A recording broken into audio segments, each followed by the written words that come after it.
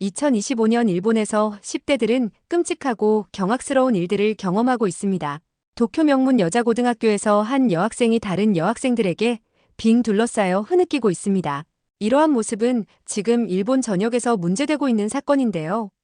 이 여학생들은 한 여학생에게 이것을 문제 삼으며 계속적으로 격앙된 목소리로 이야기하고 있습니다. 이것 때문에 아시아의 중심 국가라고 자부하던 일본의 청소년 문제가 심각하게 대두되고 있다고 하죠. 이것의 심각한 문제 이면에는 일본이 그토록 감추고 싶음도 관련이 있다고 합니다. 근래 일본 청소년 세대까지 영향을 준 이것은 과연 무엇이며 궁극적으로는 일본 정부가 막고 싶은 이 현상이 무엇인지 알아보도록 하겠습니다.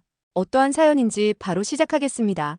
그 전에 잠깐 1초면 누를 수 있는 구독, 알람, 좋아요를 눌러주시면 제작에 큰 힘이 됩니다. 안녕하세요. 저는 아오모리현 코세이가쿠 고등학교 2학년에 재학 중인 나카무라 사쿠라라고 합니다. 저는 아버지의 주재원 파견으로 인하여 2년간 캐나다에서 살다가 막 귀국했어요. 초등학교 때부터 절친이었던 유코와 저는 매우 각별했습니다. 우리는 아빠 엄마가 모두 초, 중, 고등학교 동창이었고 아빠들은 같은 IT 기업을 다니셨어요. 엄마들은 동갑이셨고 고등학교 때까지 절친이셨다고 해요. 엄마 아빠는 같은 동아리에서 서로 만나 결혼까지 하게 되신 케이스인데 아이도 같은 해에 낳아서 저희는 정말 갓난아기 때부터 함께였답니다. 저희는 유치원부터 중학교 때까지 항상 붙어 다녔어요. 매년 있었던 마츠리는 물론 여름 피서, 겨울 동남아 해외여행도 항상 두 가족들은 같이 다녔어요. 저희는 정말 쌍둥이처럼 모든 것을 함께했고 사춘기로 접어든 중학교 때는 저희 둘만이 공유했던 비밀이 있었을 만큼 사이가 각별했죠. 그러다 저희 아빠만 캐나다 주재원으로 발령이 나서 중학교 3학년 때부터 생이별을 하게 되었죠. 헤어지는 날 나리타 공항에서 저희는 부둥켜 안고 1시간 넘게 울며 매일매일 연락하자고 다짐했습니다. 처음 몇 달 동안은 정말로 매일 영상통화도 하고 하루 동안 있었던 일을 빠짐없이 공유했어요. 하지만 몸이 멀어지면 마음이 멀어진다고 했던 것처럼 1년이 지나가자 매일 연락하던 횟수도 조금씩 뜸해지고 나중에는 시차 때문에 바쁜 일정 때문에 등등 여러 가지 이유를 핑계로 서로 조금씩 멀어지게 되었습니다. 2년간의 캐나다 유학을 마치고 일본으로 돌아오는 비행기 안에서 저는 계속해서 유코와의 재회를 상상했습니다. 유코와 다시 만날 생각에 가슴이 두근거렸죠. 그래, 드디어 일본이야. 다시 시작이야. 도쿄 나리타 공항에 도착하자마자 유코에게 전화를 걸었습니다. 사쿠라, 드디어 돌아왔구나. 내일 우리 집으로 와. 유코의 목소리는 예전과 다름없이 밝았어요. 하지만 무언가 달라진 듯한 느낌을 지울 수 없었습니다. 다음 날 설레는 마음으로 유코의 집을 방문했습니다. 문을 열자마자 저는 그 자리에 얼어붙고 말았어요. 2년 전 제가 알던 유코의 방은 온데간데 없었거든요. 벽면을 가득 메운 낯선 남자들의 포스터, 한글로 쓰여진 메모들, 그리고 책상 위에 놓인 한국어 교재들. 방탄소년단 멋있지? 내가 제일 좋아하는 건 비오빠야.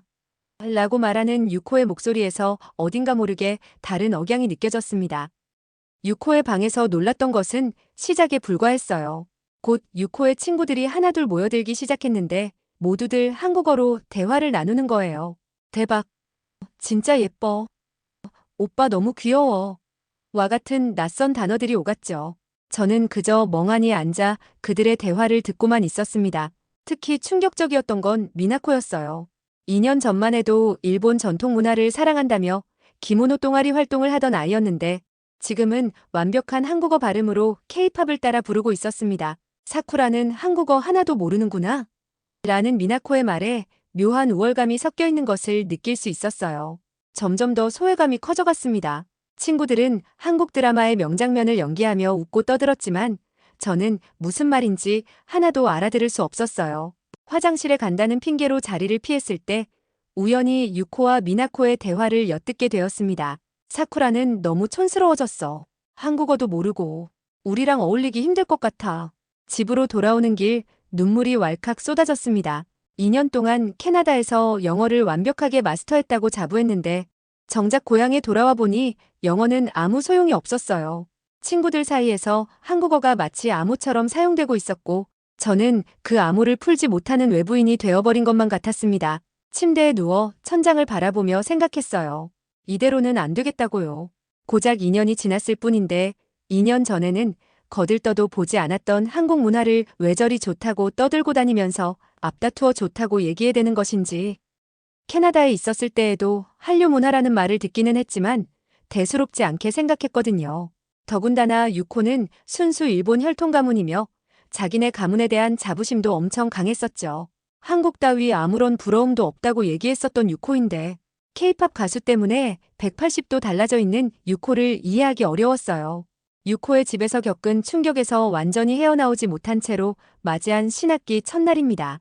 캐나다에서 돌아온 저를 반갑게 맞이해줄 친구들을 기대하며 교실 문을 열었죠.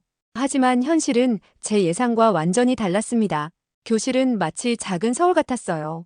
창가 쪽에서는 누군가 한국 드라마 OST를 틀어놓았고 뒷자리에서는 몇몇 학생들이 한국어로 대화를 나누고 있었습니다. 제자리에 앉아 주변을 살피는데 책상 위에 놓인 교과서조차 한글 스티커로 가득했죠.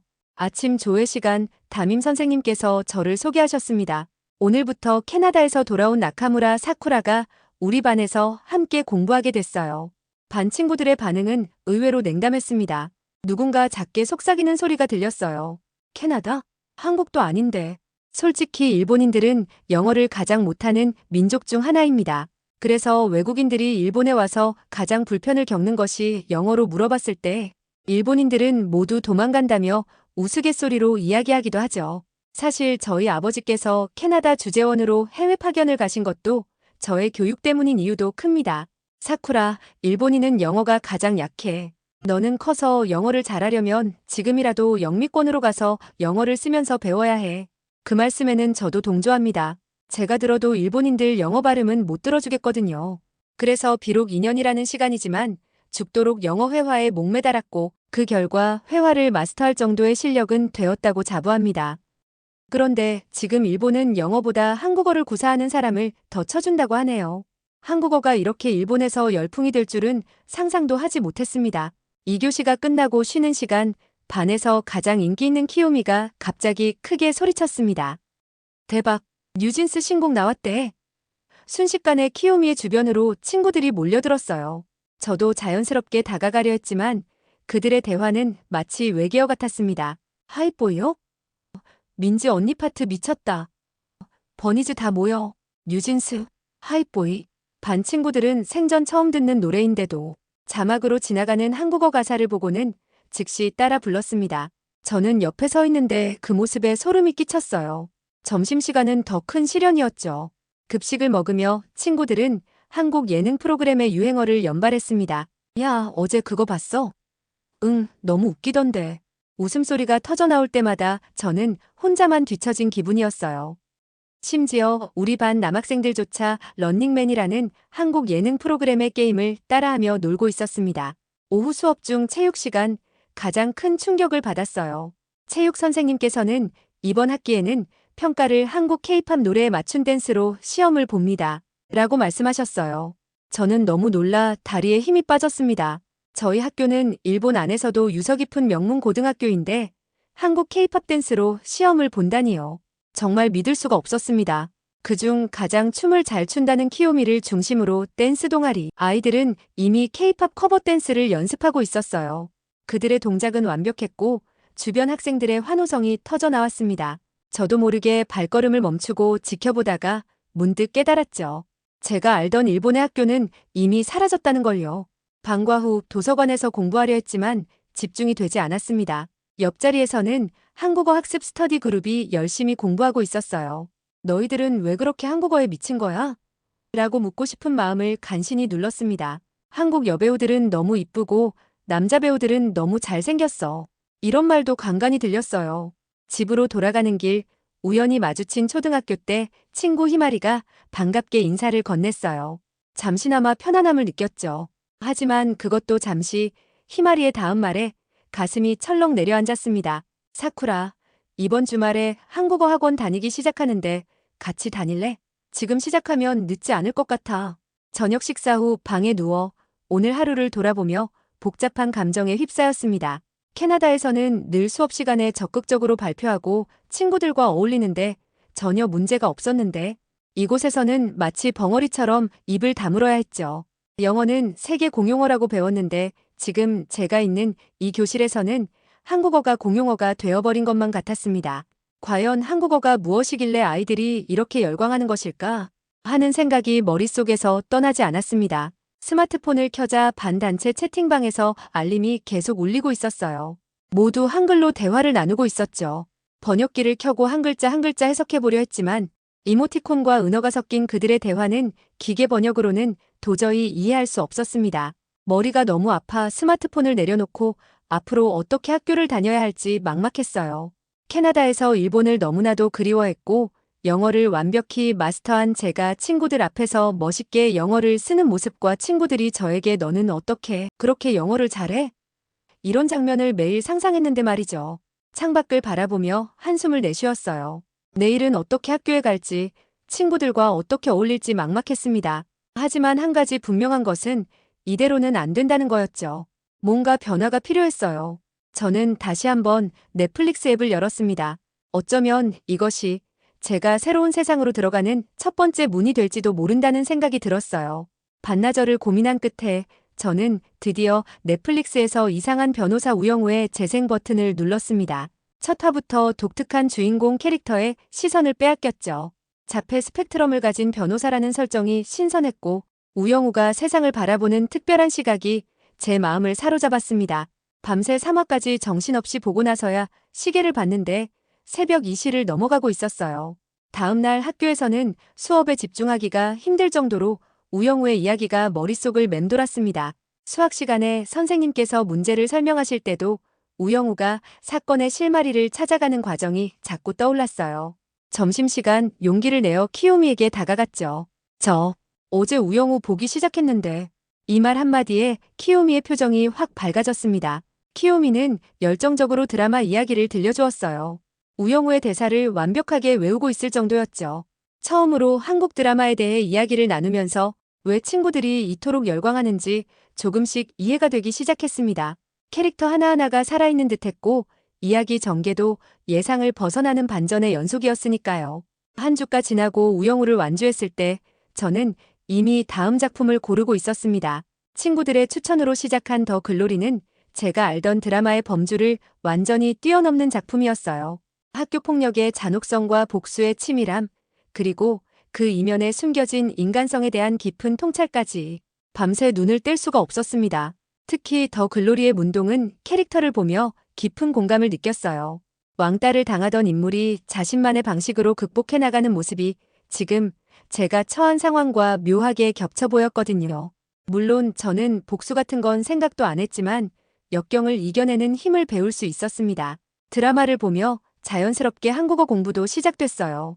처음에는 자막에 의존했지만 점점 귀가 익숙해지면서 간단한 단어들은 알아들을 수 있게 되었죠. 화이팅이란 말에 담긴 응원의 의미도 이해하게 되었고 대박이라는 감탄사가 얼마나 다양한 상황에서 쓰이는지도 알게 되었습니다. 6화도 조금씩 대화가 늘어났어요. 드라마 속 장면을 흉내내며 웃기도 하고 배우들의 연기에 대해 토론도 했죠. 처음으로 6호의 방에 있는 BTS 포스터가 낯설게 느껴지지 않았습니다. 오히려 드라마 OST를 부르는 6호의 모습이 자연스럽게 보였어요. 한 달이 지났을 때 저는 문득 제 방의 변화를 발견했습니다. 책상 한켠에는 한국어 단어장이 놓여 있었고 벽에는 우영우의 포스터가 붙어 있었어요. 휴대폰에는 한국 음악이 가득했고 즐겨찾기에는 한국 요리 레시피가 저장되어 있었죠. 이런 변화가 거부감 없이 자연스럽게 받아들여지는 제 모습이 신기했습니다. 더 글로리의 마지막 회를 보고 난 밤 오랜만에 일기를 썼어요. 한국 문화를 이해하려 노력하면서 오히려 제 자신을 더 잘 이해하게 된 것 같다고요. 타인의 시선을 너무 의식하며 시작했던 이 여정이 어느새 제 진정한 관심사가 되어 있었습니다. 다음 날 아침 교실에서 친구들이 새로운 드라마를 추천해 주었을 때 저는 진심으로 기뻤어요. 이제는 더 이상 그들의 대화가 외계어처럼 들리지 않았거든요. 오히려 제가 먼저 본 드라마의 내용을 설명해주는 일도 있었죠. 문화는 단순한 유행이 아니라 서로를 이해하는 다리가 된다는 걸 깨달았습니다. 하지만 이런 변화를 받아들이지 못하는 사람도 있었어요. 바로 제 어머니였죠.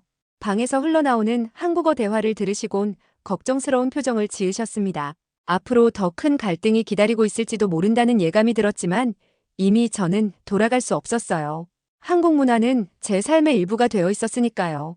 저녁 식사 시간, 평소와 다름없이 TV에서는 뉴스가 나오고 있었습니다. 무심코 한국 드라마 촬영지 관광객이 늘어나고 있다는 기사를 보며 제가 말을 꺼냈죠. 저도 한국어 학원에 다니고 싶은데요. 그 순간 어머니의 젓가락이 식탁에 떨어졌습니다.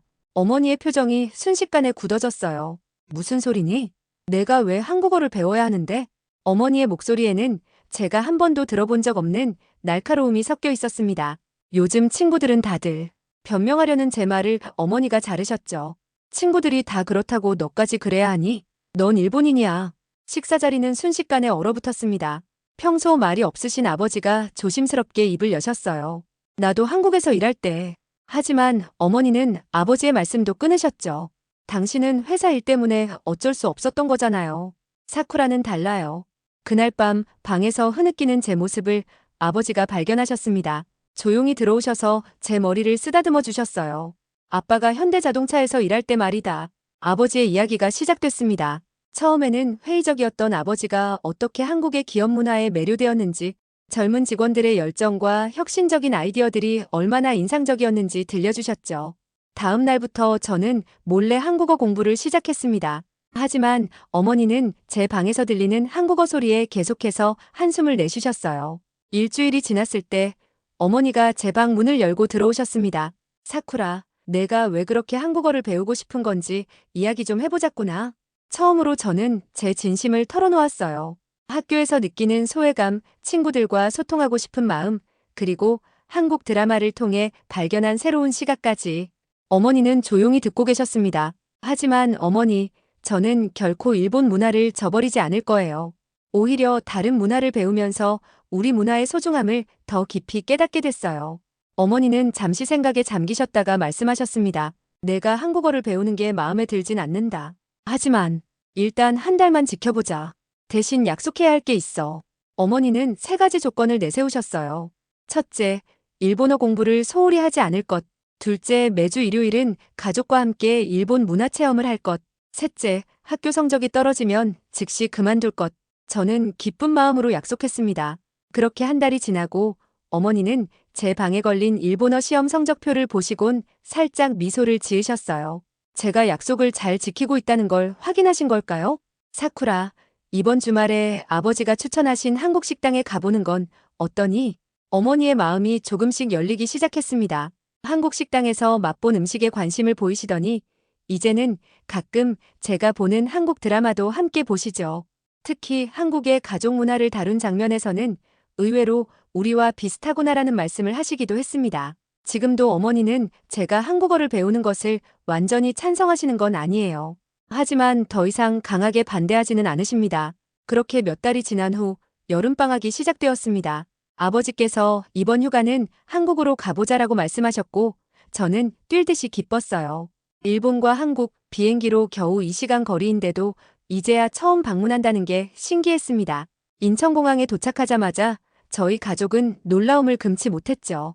자동 출입국 시스템을 통과하는 동안 어머니는 연신 감탄사를 내뱉으셨습니다. 일본보다 더 발전했네. 은은한 조명 아래로 깔끔하게 정리된 동선, 곳곳에서 승객들을 안내하는 디지털 사인이지.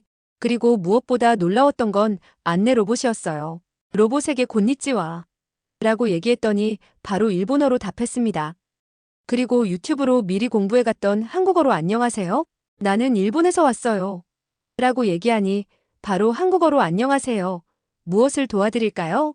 한국어와 일본어로 번갈아 말하는 로봇 앞에서 가족들은 연신 휴대폰을 꺼내들었습니다. 가장 인상적이었던 건 자동 출입국 심사대였습니다. 저희를 스캔하는 데는 12초밖에 걸리지 않았어요. 저희가 워크스루로 지나가며 저희 신분과 얼굴, 그리고 여권 정보와 생체 정보를 확인하는데 걸린 시간은 고작 12초밖에 걸리지 않았어요. 지문과 안면 인식이 동시에 이루어지고 심지어 걸어가면서도 전자여권의 사진과 실제 얼굴을 비교하는 워크스루 시스템은 경이로웠죠. 우와, 진짜 빠르다. 뒤에서 들려오는 사람들의 탄성이 끊이질 않았습니다. 어머니께서도 많이 놀라시는 듯 했습니다. 아버지께서는 나리타 공항도 깔끔하고 서비스 우수 공항으로 세계 5위 안에 든다고 들었지만 이렇게 기술적으로 스마트하고 전자동 시스템으로 돌아가는 인천공항의 모습은 충격이라고 말씀하셨어요. 인천공항의 AI 기술 덕분에 몇백 명이나 되는 저희 학년 학생들은 단 몇 분 만에 입국 절차가 끝났고 바로 공항철도로 가게 되었습니다. 공항에서 서울로 향하는 공항철도를 탔을 때의 설렘이 아직도 생생해요. 창밖으로 스쳐 지나가는 한국의 풍경들이 마치 드라마의 한 장면 같았습니다. 어머니는 열차 안내방송이 한국어, 영어, 중국어, 일본어로 나오는 것을 듣고 감동하셨죠. 손님을 배려하는 마음이 느껴지는구나. 공항철도로 향하는 길은 또 다른 놀라움의 연속이었어요. 99.9%의 정시 운행률을 자랑하는 열차 6분 간격으로 운행되는 효율적인 배차, 그리고 서울역까지 43분이면 도착한다는 안내방송. 일본의 철도 시스템을 자랑스러워하던 어머니도 입을 다물지 못했습니다. 정말 대단했습니다. 철도 강국이라고 불리는 우리 일본의 자존심인 센칸센과 비교해도 견줄만 했고, 아니 신칸센보다 더 우수해 보였습니다. 한국 철도가 이렇게 우수하고 빠르다니, 그리고 동선의 효율성까지 생각한 지하철 역내의 안내 또한 미래도시에 와 있는 것 같은 느낌이 들었어요. 오르자마자 가장 먼저 발견한 건 무료 와이파이였어요. LTE 네트워크를 기반으로 한 고속 인터넷이 지하철 내에서 무료로 제공된다니. 기존 와이파이보다 4배나 빠른 속도로 데이터를 주고받을 수 있다는 게 신기했습니다. 열차 내 승객들은 아주 빠른 속도로 메시지 또는 영상을 보고 있는 모습에 또 한 번 깜짝 놀랄 수밖에 없었어요. 아시다시피 일본은 무료 와이파이는 상상도 못합니다. 또한 인터넷 속도 또한 빠르지 않아서 대중교통 안에서 데이터를 이용한 영상을 본다는 것은 있을 수가 없는 일이죠. 서울역에 도착하자마자 저희를 반긴 건 한글로 가득한 간판들이었어요. 이제는 한글을 어느 정도 읽을 수 있게 된 저는 마치 보물찾기를 하는 것처럼 간판들을 하나하나 읽어보며 즐거워했습니다. 아버지는 예전에 출장 왔을 때와는 완전히 달라진 서울의 모습에 놀라셨어요. 다음 날 한강공원으로 향했어요. 돗자리를 펴고 앉아 치킨과 떡볶이를 배달시켜 먹는 문화가 신기했습니다. 배달 어플로 주문하고 15분 만에 음식이 도착하는 걸 보고 아버지는 감탄을 금치 못하셨죠. 이런 서비스는 일본에서는 상상도 못할 일이야. 드라마에서만 보던 한강공원에서 치맥을 먹는 장면을 지금 해보고 있다는 사실이 믿을 수가 없었어요. 기름진 치킨과 콜라, 그리고 맛있게 매운 떡볶이의 조화는 정말 환상적이었습니다. 밤늦게 볼 때마다 저건 대체 무슨 맛일까 하고 궁금했던 맛이 이제는 잊혀지지 않는 맛으로 되어버렸죠. 하지만 가장 큰 변화는 광장시장에서 일어났습니다. 처음에 어머니는 시장의 복잡함과 소란스러움에 불편해하셨어요. 하지만 한 분의 할머니 상인이 저희를 발견하고는 일본어로 말을 걸어주셨죠. 일본에서 오셨나요? 이거 한번 드셔보세요. 빈대떡 한 조각을 건네주시는 할머니의 미소에 어머니의 경계가 조금씩 허물어지기 시작했습니다.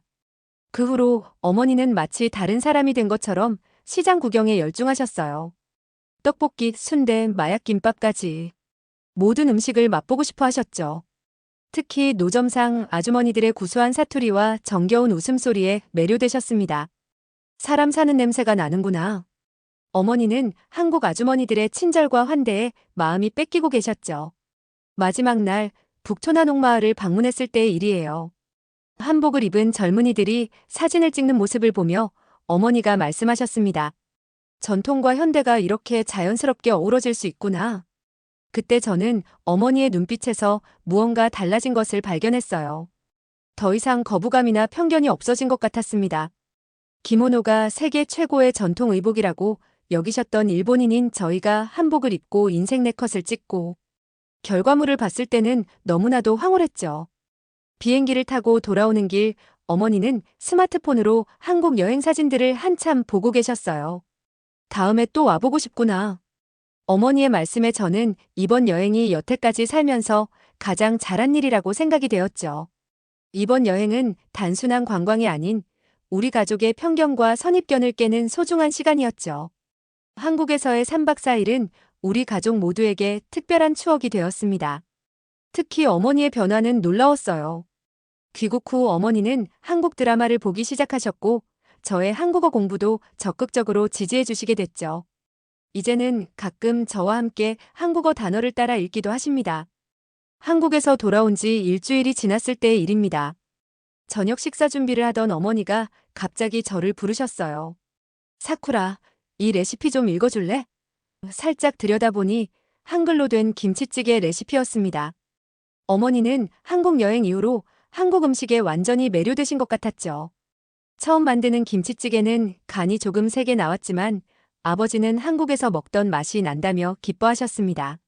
식사를 마친 후 거실에서 휴식을 취하고 있을 때 어머니가 넷플릭스를 켜시더니 킹덤을 틀어놓으셨어요. 사쿠라가 추천한 드라마 같이 볼까? 킹덤을 보는 동안 어머니는 계속해서 감탄하셨습니다. 한국의 전통 의상과 건축물에 깊은 관심을 보이셨고 배우들의 연기에도 매료되셨죠. 일본 시대극과는 또 다른 매력이 있구나. 특히 조선시대의 궁중 예법이나 의례를 보실 때마다 일본의 전통 문화와 비교하시며 흥미로워하셨어요. 어느 날 아침 어머니의 스마트폰에서 한국어 학습 앱 알림음이 울렸습니다. 놀란 제가 쳐다보자 어머니가 살짝 부끄러운 듯 웃으셨어요. 나도 이제 내가 보는 드라마를 자막 없이 이해하고 싶어서. 그 순간 저는 뭔가 뜨거운 것이 가슴속에서 올라오는 걸 느꼈죠. 주말이 되면 저희 가족은 함께 한국 문화를 공부하는 시간을 가졌습니다. 아버지는 한국 근현대사 책을 읽어주셨고 어머니는 한국 요리를 연구하셨어요. 저는 케이팝 댄스를 가르쳐 드리려 했지만 어머니는 그건 좀 아시며 손사래를 치셨죠. 그래도 음악만큼은 즐겁게 들어주셨습니다. 한 달이 지난 어느 날 어머니가 갑자기 우리 한국 친구들 초대해서 식사하면 어떨까? 라고 제안하셨어요. 저는 깜짝 놀랐습니다. 얼마 전까지만 해도 한국 문화를 경계하시던 어머니가 이제는 직접 한국 친구들을 초대하고 싶어 하시다니요.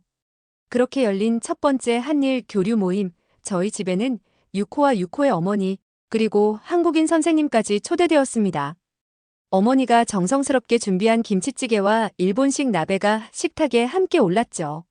서로 다른 문화의 음식이 한 테이블에서 어우러지는 모습이 무척 인상적이었어요.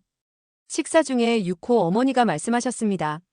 처음에는 저도 딸이 한국 문화에 빠져드는 게 걱정됐어요. 하지만 이제는 이해해요. 서로를 알아가는 것이 얼마나 중요한지.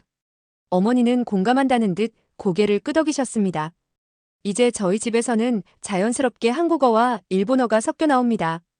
어머니는 한국 드라마를 보며 간단한 한국어를 따라하시고 아버지는 한국 신문을 번역해서 읽어주시죠.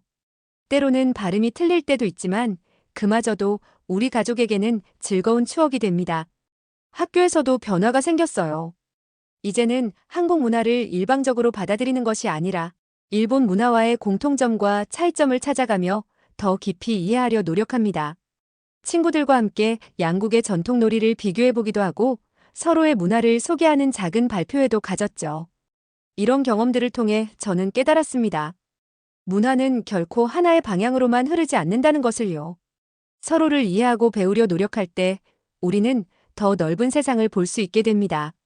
어쩌면 저희 가족의 작은 변화가 양국의 관계를 발전시키는 작은 씨앗이 될 수 있지 않을까요? 한국 문화와 한국어에 거부감을 가졌다가 결국에는 한국 문화의 전도사가 된 사쿠라의 사연. 오늘 어떠셨나요?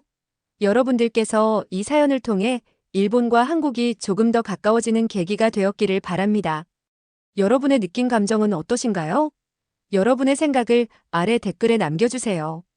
그리고 감동적인 사연을 주변 사람들과 공유하고 함께 이야기 나눠보세요. 마지막으로 1초밖에 걸리지 않는 구독과 좋아요, 알림 설정은 영상 제작에 큰 힘이 됩니다. 영상 시청해주셔서 감사합니다.